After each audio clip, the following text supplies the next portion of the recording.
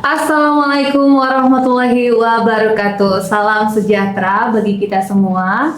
Om Swastiastu, Namo Buddhaya, salam kebajikan. Halo sahabat RCL dan pemirsa kami TV dimanapun berada.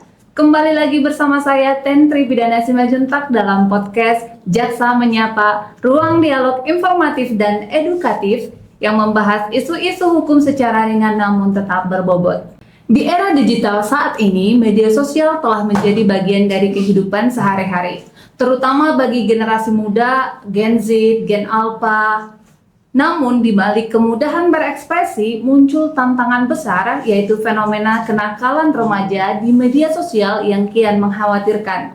Untuk membahas tema ini secara komprehensif, telah hadir bersama kita narasumber yang sangat kompeten, yaitu Bapak Yusef N. Barnasya selaku Sekretaris Dinas Komunikasi Informatika dan Persandian Kabupaten Sukabumi. Terima kasih. Dan Bapak Ajun Jaksamadya Dimas Firrizky SH selaku PLT Kasubsi 1 pada bidang intelijen Kejaksaan Negeri Kabupaten Sukabumi. Selamat datang ya Bapak-Bapak sekalian. Terima kasih sudah hadir di podcast Jaksa Menyapa. Baik Bapak-Bapak, kita masuk ke pembahasan pertama. Dari perspektif Bapak-Bapak, bagaimana sih gambaran umum perilaku remaja di media sosial saat ini? Dan sebenarnya apa yang bisa dikategorikan sebagai kenakalan remaja di media sosial? Apakah hanya sebatas perundungan atau cyberbullying atau ada bentuk lain yang lebih serius? Gimana Pak tanggapannya? Baik Ibu, terima kasih. Perkenalkan, saya Yusef Nufriyadi. Hari ini saya ditugaskan oleh Pak Kepala Dinas untuk berada di tempat ini, mewakili beliau. Saya juga menyampaikan permohonan maaf dari beliau, jadi sebagiannya beliau yang akan mengisi acara ini, jadi beliau karena memang mendapatkan tugas yang lain, akhirnya beliau juga menugaskan saya. Izin untuk sedikit menjelaskan bahwa terkait yang tadi dipertanyakan bahwa secara umum hari ini generasi muda kita ini kan menjadi digital natif Ibu ya. Digital natif itu adalah generasi digital di mana mereka hari ini dihadapkan atau terus bersinggungan dengan media-media sosial yang ada seperti Instagram, Facebook, gitu Twitter, Twitter dan sebagainya. Dan memang terkait hal ini mereka seolah ingin mendapatkan pengakuan diri nih biasanya. Iya, betul, membutuhkan validasi ya Pak. Validasi dari masyarakat gitu ya. Kemudian selanjutnya juga memang media sosial ini menjadi juga seolah-olah untuk menunjukkan jati diri mereka gitu ya Bu ya, terkait namanya yang viewer gitu ya, kemudian follower. Nah itu mereka bersaing ya Pak ya. Gitu. Kemudian selanjutnya media sosial ini juga menjadikan tempat atau untuk mereka berinteraksi berkelompok sehingga menjadi identitas sosial. Ya. Nah, ini memang ada beberapa hal juga yang menjadi tantangan kita semua dalam hal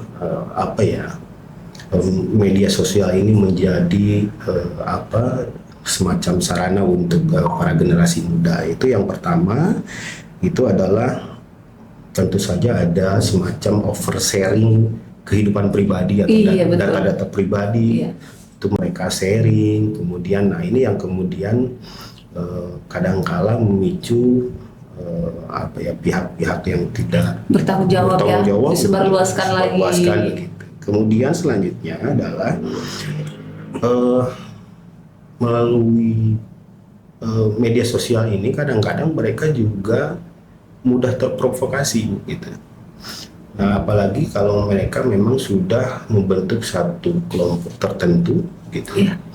Nah, ini negatifnya ini kadang-kadang ketika membicarakan karena memang ego dan sebetulnya ya memang karena memang usia muda ya Bu ya sebetulnya. Hanya saja memang kadang-kadang karena terlalu emosional, kadang-kadang memicu juga konflik-konflik yang lainnya gitu. Nah kemudian yang selanjutnya yang paling hari ini juga menjadi tantangan itu adalah mereka selalu ingin bagaimana caranya untuk viral. Nah, itu memang apa namanya tanpa memikirkan dampak-dampak yang ditimbulkan di lain hari gitu. Yang penting viral aja dulu. Viral aja dulu. Konsekuensi belakangan. Konsekuensinya belakangan gitu. Nah ini yang memang apa ya membutuhkan kita selaku orang tua, kemudian dari mohon maaf dari sisi pemerintah ya gitu. Ini perlu melakukan ya istilahnya pendekatan-pendekatan secara apa ya sosialisasi begitu untuk remaja-remaja yang khususnya yang ada di Kabupaten Sukabumi. Iya betul Pak. Mungkin itu yang dapat saya sampaikan. Berarti kenakalan remaja ini lebih kayak pengen diakui ya Pak di media sosial ya. Jadi tanpa disaring langsung share gitu. Akhirnya kan mohon izin hari ini juga kan berita-berita hoax itu kan asalnya berangkatnya dari sharing tanpa saring gitu. Iya betul. Seharusnya memang karena kalau memang kita mau sharing ini kan ada beberapa tahapan ya sebelum kita melihat kita perlu validasi dulu ya Pak ya. Kita lihat ini betul tidak berita ini asli atau tidak atau hanya sekedar hoax itu ya. Iya. Akhirnya tanpa berpikir panjang mereka share ternyata beritanya memang hoax gitu. Iya. Jadinya simpang siur ya Pak ya. Betul sekali. Baik. Kalau tadi itu menurut dari Bapak Diskominfo, gimana sih tanggapan Kakak yang dari Kejaksaan? Baik, jadi terkait dengan kenakalan remaja di dalam dunia media sosial atau dunia digital, ada 3 dasar hukum yang mana berkaitan atas kenakalan remaja dalam media sosial. Yang pertama itu Undang-Undang ITE, Informasi dan Transaksi Elektronik, yang mana diatur di dalam Undang-Undang Nomor 11 Tahun 2008. Sebagaimana telah diubah beberapa kali, terakhir kali dengan Undang-Undang Nomor 1 Tahun 2024. Yang mana ada beberapa tindak pidana yang diatur yang mungkin berkaitan dengan anak berhadapan dengan hukum, yaitu anak yang bisa menjadi anak terduga pelaku atau anak korban atau anak saksi. Yaitu yang pertama di pasal 27 ayat 1 melanggar kesusilaan. Mohon maaf sebagai contoh misalkan perilaku-perilaku menyimpang di dalam chatting yang berbau konten pornografi ataupun revenge porn atau balas dendam secara seksualitas, kemudian penyebaran video asusila tanpa izin atau tanpa hal-hal yang tidak baik terhadap sesama remaja, yang mana hal-hal tersebut dilarang.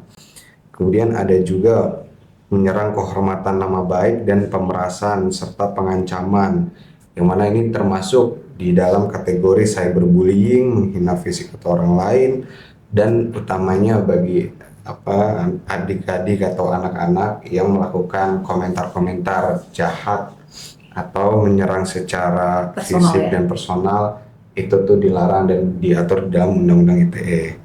Kemudian selain itu ada juga mengirimkan informasi yang berisi ancaman kekerasan atau menakut-nakuti, seperti misalkan ada seorang anak yang merasa terancam karena ada temannya memberikan pengancaman atau ancaman kekerasan melalui via chatting atau via media sosial. Itu juga sebuah perbuatan yang dilarang oleh undang-undang gitu, yang mana semua sanksinya baik itu sanksi pidana penjara dan denda itu diatur di dalam pasal 45. Kemudian yang kedua diatur di dalam Undang-Undang Sistem Peradilan Pidana Anak, karena pelakunya itu merupakan anak berhadapan dengan hukum, yang mana menurut Undang-Undang SPPA batas anak yang menjadi terduga pelaku itu adalah usia 12 tahun sampai dengan usia 18 tahun.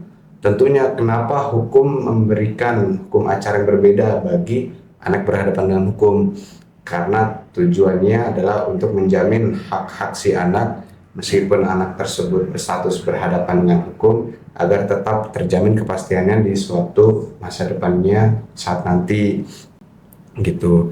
Nah, dari apa yang bisa dilakukan dan perbedaannya apa apabila ternyata ada anak berhadapan dengan hukum, yaitu kita harus mewajibkan upaya diversi. Upaya diversi itu apa? Untuk melakukan penyelesaian di luar pengadilan, yang mana nanti anak ini akan dipanggil beserta orang tua dan atau walinya, kemudian korban beserta orang tua dan atau walinya, kemudian dari balai pemasyarakatan dan dari pejabat berwenang yang mana untuk mendapatkan kesepakatan diversi atau tidak. Apabila ternyata kesepakatan diversi tidak tercapai, maka proses peradilan akan dilanjutkan melalui sidang di pengadilan, tentunya dengan hukum acara berbeda, seperti contohnya para aparat penegak hukum baik dari jaksa, pengacara dan hakim tidak memakai toga, kemudian sifat pengajarnya yang tertutup, serta apabila ada identitas yang memang perlu untuk dilakukan pembatasan atau censorship, itu juga demi kepentingan anak sehingga terjamin hak-hak bagi anak tersebut di suatu hari nanti agar tetap mendapatkan masa depan yang baik seperti itu. Kemudian bagi sisi anak itu juga ada kewajiban dalam Undang-Undang Nomor 35 Tahun 2014 tentang Perlindungan Anak, yang mana menegaskan hak anak untuk mendapatkan perlindungan hukum, namun juga kewajiban untuk menghormati etika dan moral. Gitu. Jadi dari segi hukum ada 3 undang-undang yang mengatur berkaitan dengan kenakalan remaja dalam media sosial. Gitu, Ibu Tentri. Oke, baik. Menarik sekali ya Pak. Ternyata banyak banget jenis-jenis kenakalan remaja, baik yang secara digital ya. Dan seringkali kita mendengar remaja ini beralasan bahwa ini kan cuma bercanda. Ini alasannya banyak sekali loh Pak. Kenapa sih kamu melakukan cyberbullying kepada teman kamu? Saya kan bercanda, alasannya seperti itu. Atau ini kan hanya sekedar konten. Lalu sebenarnya di mana batas antara kebebasan berekspresi dan pelanggaran hukum? Dan apakah remaja bisa langsung dipenjara jika terlibat kasus hukum akibat aktivitas di media sosial ini, Kak? Baik, jadi dari segi hukum itu ada dikenal teori fiksi hukum. Apa itu teori fiksi hukum? Jadi apabila sebuah peraturan perundang-undangan, contohnya seperti tadi undang-undang tentang ITE, telah diundangkan, yaitu telah dikeluarkan oleh pejabat yang berwenang, ditandatangani dan dituangkan di dalam lembaran negara, maka itu telah dianggap sah sebagai undang-undang, sehingga itu berlaku teori fiksi hukum, yang mana semua hukum atau undang-undang itu dinyatakan semua orang mengenal atau mengetahui atas hukum tersebut. Jadi tidak ada dasar bagi anak-anak atau bagi terduga pelaku itu tidak mengetahui adanya hukum tersebut, karena dianggap itu teori fiksi hukum sudah berlaku ketika diundangkan. Kemudian bagi anak, tentunya tadi dalam Undang-Undang SPPA telah disebutkan bagi anak yang berusia 12 sampai 18 tahun apabila telah dilakukan upaya diversi namun gagal dan ternyata terbukti secara sah dan mereka bersalah dan ada ancaman pidana penjara, maka sang anak tersebut juga bisa dikenakan hukuman penjara. Seperti itu. Jadi nggak bisa asal-asal ya Kak ya? Nggak hanya karena cuma bercanda, nggak bisa ya berarti ya? Ada yang mau ditambahin Pak? Sebetulnya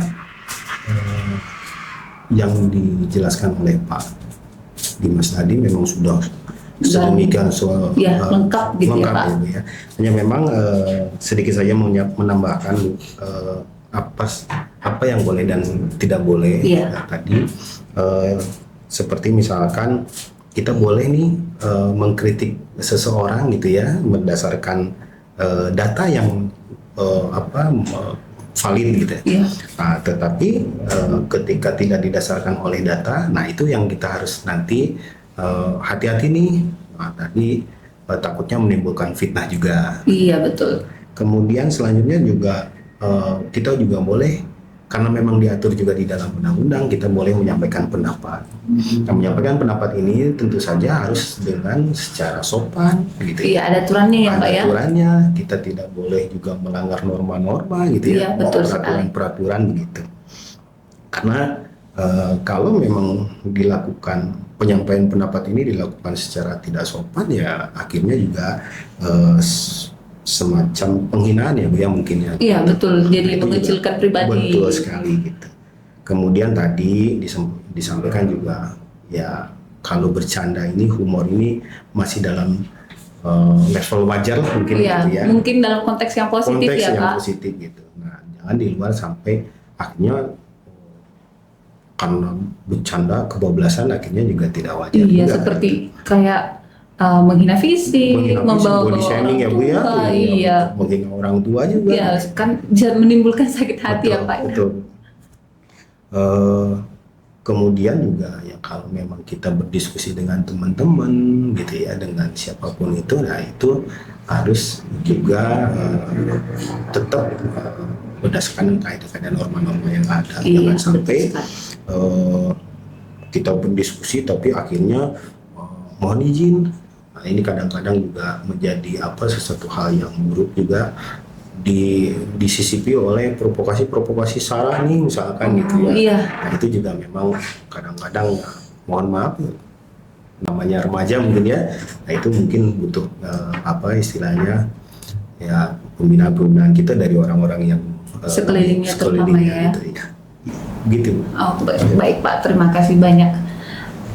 Baik, jadi ada batas ya yang harus benar-benar dipahami sobat jaksa semua. Nah, kalau kita bicara soal akar masalah, tentu ini tidak bisa dilihat dari satu sisi saja ya. Menurut Bapak, apa faktor utama yang mendorong remaja melakukan tindakan negatif di media sosial? Apakah karena kurangnya pengawasan, pengaruh pergaulan, tekanan untuk viral, atau minimnya literasi digital, Pak? Ya, betul sekali Bu. Kita setuju dengan itu. Jadi memang hal-hal yang mendasari biasanya nih karena memang secara emosional juga anak-anak ini kan Belum stabil Pak ya? stabil ya Bu ya, Iya, gitu betul kadang-kadang sekali. ingin juga menunjukkan dirinya begitu ya, kemudian tak lepas juga artinya dari pengawasan orang tua, kemudian juga minimnya biasanya literasi digital. Iya. Gitu. Baik, kalau dari Kak Dimas ada yang mau ditambahin nggak kira-kira ya Kak ya? Baik, jadi sejauh ini berdasarkan pengamatan kami melalui penegakan hukum, tentunya ada kurang lebih 3 ya menjadi dasar pendorong bagi anak-anak atau remaja yang melakukan kenakalan remaja di media sosial. Yang pertama itu karena faktor psikologis, karena mereka haus validasi dan FOMO, fear of missing out.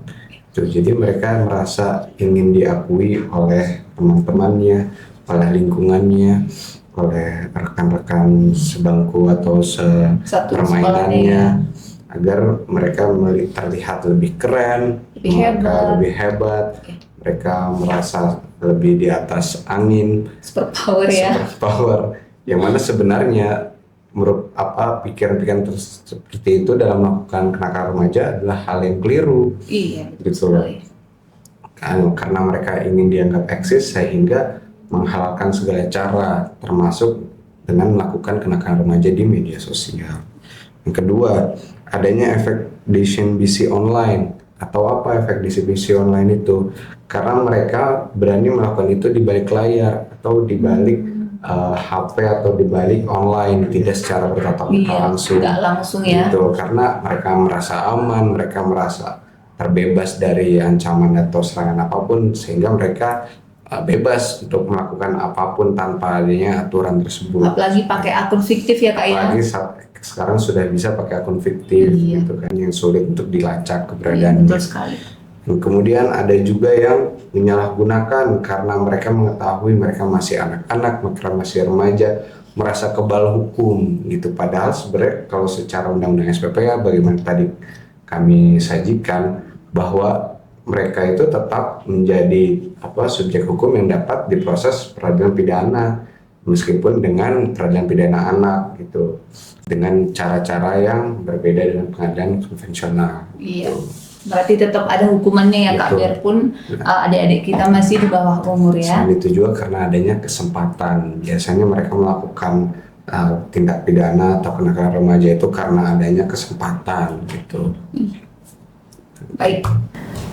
Lalu terkait aspek regulasi, bagaimana sih penerapan Undang-Undang ITE dalam kasus yang melibatkan remaja? Juga seberapa penting literasi hukum digital bagi pelajar saat ini agar mereka tidak terjerumus pada pelanggaran hukum?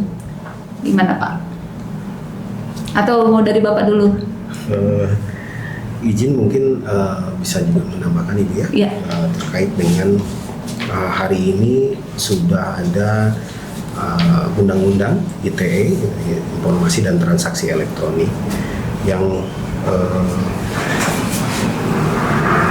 hari ini mengawal bagaimana kita berinteraksi di Media sosial. gitu.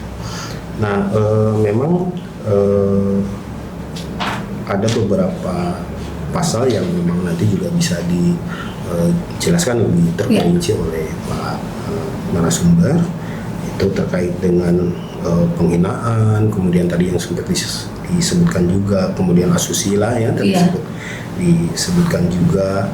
Kemudian ini yang kadang-kadang sering banget ini terjadi, ini terkait dengan hoax, itu penyebaran berita palsu. Jadi mereka kadang-kadang tidak aware gitu ya, hanya menerima informasi sesaat, kemudian tanpa saring langsung sharing. Nah, Padahal judul berita memang sengaja untuk memancing ya Pak ya. Hari ini kan biasanya kalau dari ini kan ada semacam anekdot ya gitu. Iya. Ya, jadi bad news is good news gitu. Jadi mereka bagaimana menarik viewer agar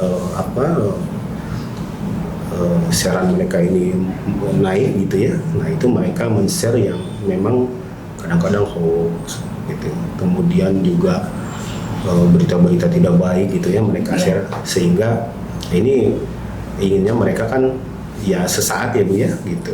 Jadi viewernya ingin naik, akhirnya sharing tanpa share tanpa ini ya, kemudian juga berita hoax itu mereka akhirnya share ke masyarakat. Akhirnya berita-berita kita dipenuhi berita-berita yang nggak benar ya Pak ya. Betul. Kalau tanggapan dari Kak Dimas gimana Kak tentang Undang-Undang ITE? Terkait dengan mungkin tadi ditanya mekanisme bagaimana penerapan terkait dengan Undang-Undang ITE apabila ternyata pelakunya itu merupakan anak atau remaja. Iya, betul. Gitu. Jadi sebagaimana telah kami sebutkan sebelumnya, itu ada namanya mekanisme diversi. Apa itu mekanisme diversi? Itu pengalihan penyelesaian perkara dari luar persidangan ke di luar peradilan pidana. Tapi di sini ada syarat-syaratnya. Apa itu syaratnya? Yaitu ancaman pidana di bawah 7 tahun. Kemudian bukan pengulangan tindak pidana atau residivis. Yang mana mekanismenya itu baik dari institusi awal yaitu kepolisian ataupun kejaksaan wajib melakukan upaya diversi. Upaya diversi itu tadi dengan mengundang korban serta orang tua korban, kemudian pelaku anak dan orang tua serta walinya, kemudian dari pembimbing kemasyarakatan bapak serta dapat dari tokoh masyarakat untuk mengambil kesepakatan. Apabila ternyata dapat diambil kesepakatan, maka selesailah dari upaya diversi tersebut. Tetapi ternyata apabila tidak dapat diselesaikan melalui musyawarah di dalam upaya diversi, maka dapat dilanjutkan proses peradilannya melalui pengadilan. Kemudian untuk disidang, maka dari itu tanggung jawab orang tua ini juga sangat penting gitu. Terlibat karena bagaimanapun ketika anaknya yang berbuat, orang tua akan tetap diikutsertakan baik di luar maupun di dalam pengadilan. Karena masih dalam tanggung jawab orang tua ya Kak ya. Baik, ternyata Sobat Jaksa dari pembahasan segmen pertama kita bisa melihat ya bahwa media sosial memang bukan sekedar tempat bersenang-senang Ada banyak hal yang harus dipahami oleh generasi muda, mulai dari batas kebebasan berekspresi, konsekuensi hukum, hingga faktor-faktor yang mendorong kenakalan di dunia digital. Penting bagi kita semua, baik orang tua, guru, maupun masyarakat, untuk memahami fenomena ini agar bisa membimbing remaja dengan tepat sejak dini. Nah, Sobat Jaksa, nanti kita akan kembali di segmen 2, di mana kita akan membahas lebih lanjut tentang pencegahan dan bagaimana membangun budaya digital yang sehat bagi generasi muda. Jangan kemana-mana, tetap bersama kami di podcast Jaksa Menyapa.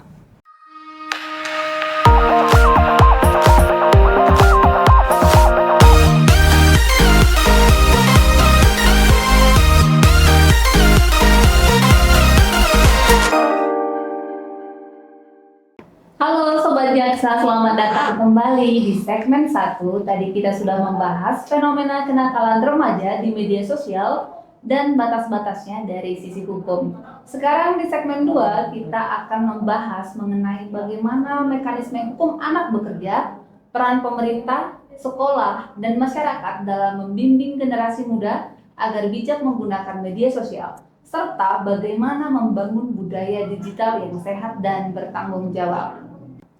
Baik, langsung saja kita maju ke pertanyaan selanjutnya. Saya ingin bertanya, Pak, untuk peran pemerintah daerah dan aparat penegak hukum dalam melakukan upaya preventif, apakah Diskominfo Kabupaten Sukabumi memiliki program literasi digital yang menyasar kalangan remaja, Pak? Baik, terima kasih Ibu. Jadi bisa kami sampaikan di kesempatan yang berbahagia ini bahwa kami Dinaskom Infosan Kabupaten Sukabumi tentu saja memiliki program literasi digital di mana diampu oleh bidang informasi dan komunikasi publik. Kemudian di dalam sosialisasi literasi digital ini kami sampaikan bagaimana berperilaku baik di dalam media sosial, kemudian juga terkait dengan pengamanan data pribadi gitu ya. Nah itu memang terakhir kami laksanakan di MAN 2, Madrasah Aliyah Negeri 2 Pelabuhan Ratu. Nah memang kami juga menggandeng beberapa narasumber waktu itu menyampaikan literasi digital untuk siswa SMA MAN 2 Pelabuhan Ratu. Isinya sendiri memang tidak lebih dari interaksi jadi untuk memberikan edukasi kepada siswa MAN 2 waktu itu bagaimana untuk berinteraksi di media sosial. Jangan sampai mereka juga bisa terjerumus ke dalam ke dalam tindakan-tindakan yang memang melanggar hukum gitu. Baik Ibu. Karena sekarang bukan mulut harimau ya Pak. Betul, jarimu harimau. Jadi sekali klik bisa langsung jadi bukti. Ya. Betul ya, sekali ya. Ibu. Baik, kalau tadi dari Diskominfo langsung menyasar ke sekolah-sekolah, lalu bagaimana sih Kak kalau dari Kejaksaan sendiri? Apakah ada program penyuluhan hukum juga ke sekolah-sekolah yang menyasar remaja-remaja? Tentunya ada, dari Kejaksaan memiliki kewenangan penyuluhan hukum dan penerangan hukum, yang mana kesemuanya itu dikonkretkan melalui program Jaksa Masuk Sekolah dan Jaksa Menyapa. Seperti saat ini yang kita sedang lakukan, Jaksa Menyapa itu merupakan sebuah program yang mana menyasar target audiensnya, sasarannya adalah masyarakat, yaitu anak dan remaja yang berkaitan dengan topik pada saat kita hari ini, yaitu kenakalan remaja di media sosial.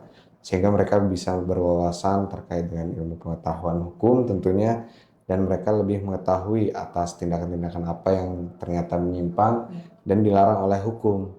Oleh karenanya kita sedang gaungkan slogan yaitu kenali hukum, jauhi hukuman. Karena ya mereka kebanyakan itu melakukan perbuatan menyimpang karena mereka belum mengetahui terkait dengan hukumnya. Dan yang kedua, Jaksa Masuk Sekolah ini merupakan sebuah program yang konkret yang kita lakukan dengan cara kita langsung datang menjemput bola ke sekolah masing-masing. Tentunya yang mudah-mudahan bisa keseluruhan sekolah yang ada di wilayah Kabupaten Sukabumi untuk kita bisa menjadikan memberikan Mendapatkan sosialisasi ilmu, yang mendapatkan sama ya. sosialisasi yang sama, sehingga kalau interaktif secara dua arah langsung bertemu langsung, mereka juga bisa bertanya jawab secara langsung dengan jaksa gitu. Mereka lebih tertarik dan lebih menginspirasi dan lebih memberikan rasa percaya diri bahwa apa yang kerja-kerja jaksa yang sedang dilakukan saat ini, dan mereka tentunya untuk melindungi diri mereka sendiri karena mereka sudah mengetahui hukum dan hukumannya. Betul Seperti itu. sekali. Berarti dari pemerintah, dari kejaksaan ternyata punya peran masing-masing untuk membangun generasi muda yang mana kita sebut generasi emas ke depannya ya Kak ya. Betul sekali. Oke, baik. Kalau menurut Bapak, bagaimana sih cara membangun budaya digital yang sehat, santun dan beretika di kalangan generasi muda, Pak? Eh, Terima kasih Ibu, dapat kami sampaikan bahwa terkait dengan membangun budaya digital yang sehat, kami Dinas Kominfo Kabupaten Sukabumi tidak terlepas dari 3 pilar tentunya. Itu yang pertama adalah keluarga, di mana keluarga inilah menjadi kunci utama aktivitas awal anak didik kita. Betul. Nah, di sanalah mungkin peran orang tua sangat berperan, terutama yang pertama tentu saja bekal agama gitu ya, kemudian moral. Nah, itu memang berawal dari keluarga. Yang kedua adalah pilar yang kedua ini adalah di dunia pendidikan. Nah, dunia pendidikan ini juga memang tidak lepas memiliki peran penting di dalam membentuk Membentuk karakter anak gitu. Di mana dunia pendidikan ini juga harus bisa membentuk karakter anak yang memang tidak cenderung berperilaku negatif. Dan pilar yang ketiga adalah komunitas atau masyarakat. Jadi masyarakat ini pun atau komunitas-komunitas yang hari ini mereka ikuti atau komunitas-komunitas yang ada itu memiliki peran penting di dalam membentuk karakter anak, sehingga katakanlah anak-anak ini tidak salah dalam bergaul. Betul. Nah, mungkin itu sangat berpengaruh ya, Pak. betul sekali. Jadi tidak terlepas dari 3 pilar ini. Iya, betul sekali. Jadi pesan Bapak kepada para remaja nih agar lebih bijak dan bertanggung jawab dalam menggunakan media sosial apa nih Pak? Tolong dikasih sedikit pesan-pesannya Pak. Mungkin pendek Ibu. Pendek sekali. Jadi think before share. Jadi berpikir sebelum men-share. Sangat singkat tapi ya, syarat makna. Jadi kami harapkan anak-anak generasi muda ini itu berpikir secara mendalam, secara jauh sebelum mereka share apa yang seharusnya juga tidak mereka share begitu. Sehingga nanti ke depan mereka juga tidak lagi harus berhadapan dengan hukum gitu. Betul. Mungkin itu Ibu. Baik, terima kasih. Jadi kita harus melakukan think before share ya teman-teman ya. Jadi terakhir Pak, untuk harapan Bapak sendiri terhadap kolaborasi antara pemerintah daerah, aparat penegak hukum, sekolah, dan masyarakat dalam menekan kenakalan remaja di ruang digital. Dapat kami sampaikan Ibu. Jadi besar harapan kami selaku pemerintah Kabupaten Sukabumi melalui Dinas Komunikasi Informatika dan Pesadian Kabupaten Sukabumi berharap kami dapat berkolaborasi dengan Kejaksaan Negeri Kabupaten Sukabumi dalam hal dan mengawasi anak-anak kita di Kabupaten Sukabumi agar bisa berperilaku baik di dalam media sosial. Kalau tadi kita sudah mendengar harapan dari Bapak Diskominfo, sekarang kita mau mendengar dong harapan dari aparat penegak hukum, yaitu dari Kejaksaan. Gimana sih Kak tanggapannya untuk menekan kenakalan remaja saat ini? Baik, jadi sebelum harapan dari Kejaksaan untuk menekan terkait dengan kenakalan remaja untuk saat ini, mungkin sedikit saya tambahkan ada rumus bagaimana kita untuk mengolah, menerima informasi dan sebelum menyebarkannya kembali. Yaitu bisa, tadi sempat disebutkan juga oleh Pak Sekdis, think. Tapi kalau think di sini ada artinya masing-masing. Yaitu T-nya true, H-nya helpful, I-nya illegal, N-nya necessary, K-nya kind. Apa itu? True, apakah ini benar? Cek fakta dulu, ini merupakan hoax atau tidak.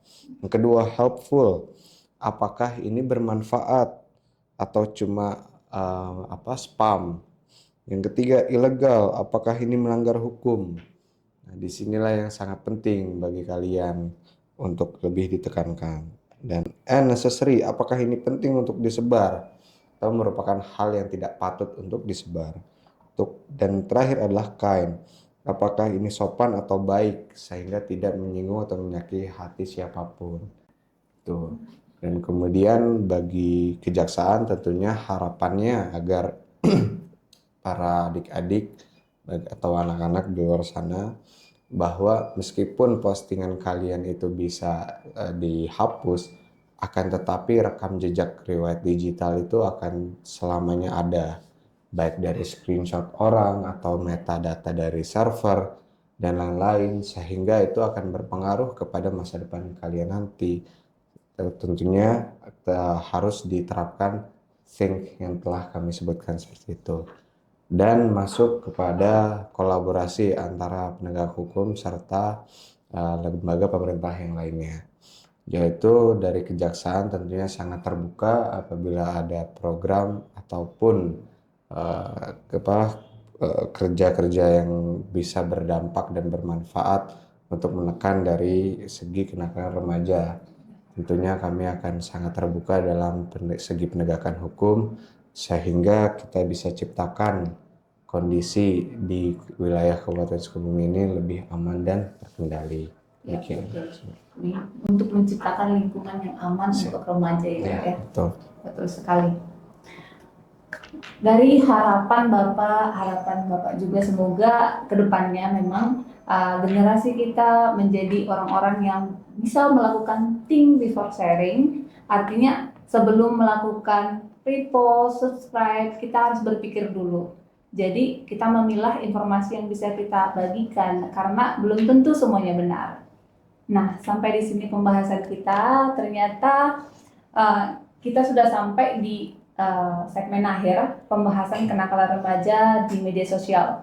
Dari perbincangan ini kita belajar di media sosial bukan hanya untuk berekspresi, tetapi juga memiliki tanggung jawab dan konsekuensi hukum. Semoga informasi yang kita dapatkan hari ini bisa bermanfaat tidak hanya bagi para remaja, tapi juga bagi orang tua, guru, dan semua pihak yang terlibat dalam membimbing anak-anak kita ke depannya. Terima kasih banyak kepada Bapak narasumber yang sudah menjelaskan sangat komprehensif dan membuka wawasan kepada kita semua. Semoga Bapak dan Bapak juga sehat selalu. Amin. Dan pemirsa, mari kita dorong generasi muda untuk cerdas, santun, dan bijak dalam bermedia sosial. Saya Tentri Pidana Simanjuntak pamit undur diri. Terima kasih telah menyaksikan podcast Jaksa Menyapa. Sampai jumpa di episode berikutnya. Salam sejahtera untuk kita semua. Wassalamualaikum warahmatullahi wabarakatuh. Waalaikumsalam.